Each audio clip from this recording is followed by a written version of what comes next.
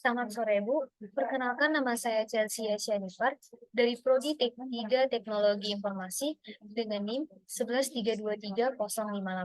Saya di sini akan menjelaskan kuis rekayasa perangkat lunak. Yang pertama adalah jelaskan apa itu software. Software adalah program-program komputer dan dokumentasi terkait data konfigurasi yang diperlukan untuk membuat program-program beroperasi dengan benar. Software juga merupakan perintah yang bila dieksekusi memberikan fungsi dan unjuk kerja seperti struktur data yang memungkinkan program memanipulasi informasi secara proporsional.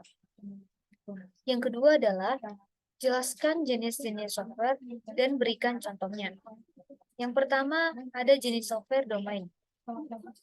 Software domain memiliki dua jenis. Yang pertama yaitu adalah sistem software. Contohnya adalah operating system dan compilers. Yang kedua adalah application software. Contohnya adalah point of sales. Yang kedua adalah jenis software lisensies. Ada dua jenis. Yang pertama adalah open source software. Contohnya adalah Linux, OpenOffice. Yang kedua adalah proprietary software. Contohnya itu adalah Microsoft Windows dan Microsoft Office. Yang ketiga, jenis software market.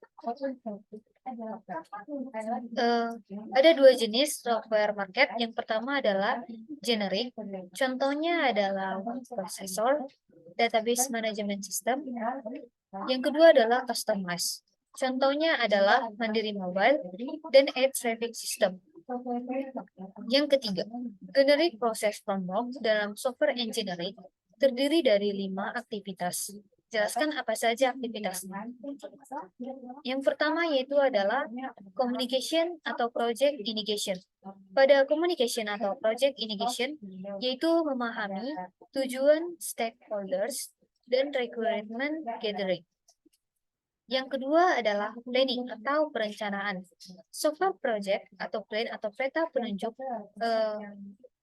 development akan memberikan perencanaan bagaimana software itu akan dibuat. Yang ketiga adalah modeling. Pada modeling yaitu memahami kebutuhan perangkat lunak atau kebutuhan yang diperlukan dalam perangkat lunak. Yang ketiga yaitu adalah construction. Pada construction yaitu mengoding atau mentesting. Pertama akan dibuat codingannya dan akan mentes hasil dari codingan tersebut. Yang terakhir adalah deployment. Deployment adalah produk sampai ke tangan pengguna. Maksudnya, software yang akan digunakan oleh pengguna tersebut. Yang keempat, jelaskan apa yang disebut dengan software proses. Software proses adalah setiap aktivitas kerangka kerja yang diisi oleh serangkaian tindakan rekayasa perangkat lunak. Setiap tindakan rekayasa perangkat lunak ditentukan oleh serangkaian tugas yang mengidentifikasi tugas-tugas pekerjaan yang harus diselesaikan, produk kerja yang akan dihasilkan, titik jaminan, dan kualitas yang akan diperlukan. Yang kelima, jelaskan apa yang disebut dengan software proses model.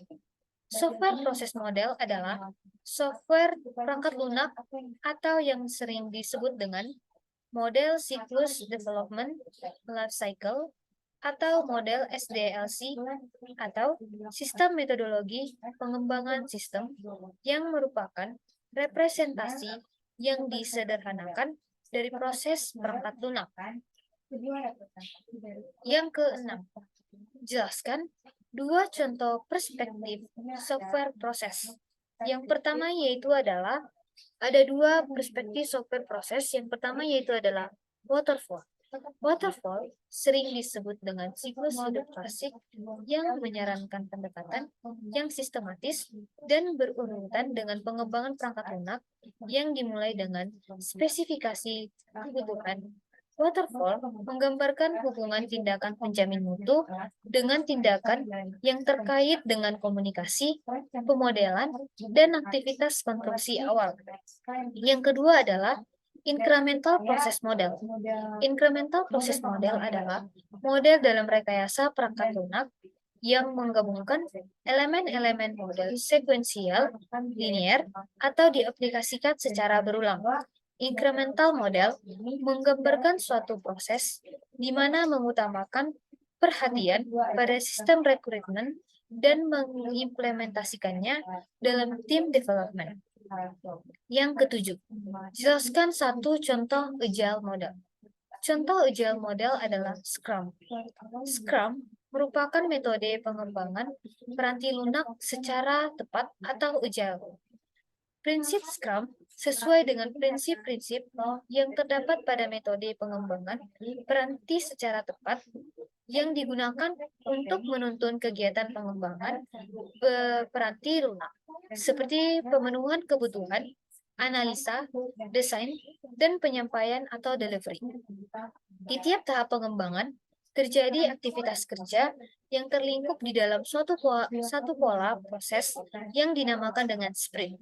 Setiap pola proses yang terjadi akan terdapat seperangkat kegiatan seperti backlog, sprints, scrum meeting, dan demos.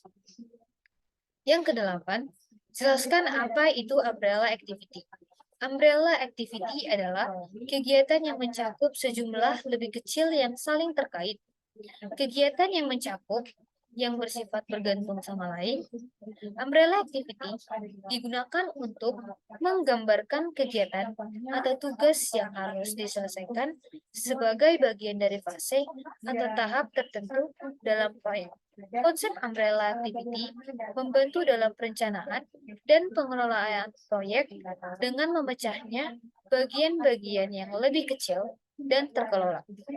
Ini memungkinkan pengelola proyek untuk mengidentifikasi dependensi antara aktivitas-aktivitas dan memastikan bahwa semuanya berjalan sesuai rencana untuk mencapai tujuan proyek.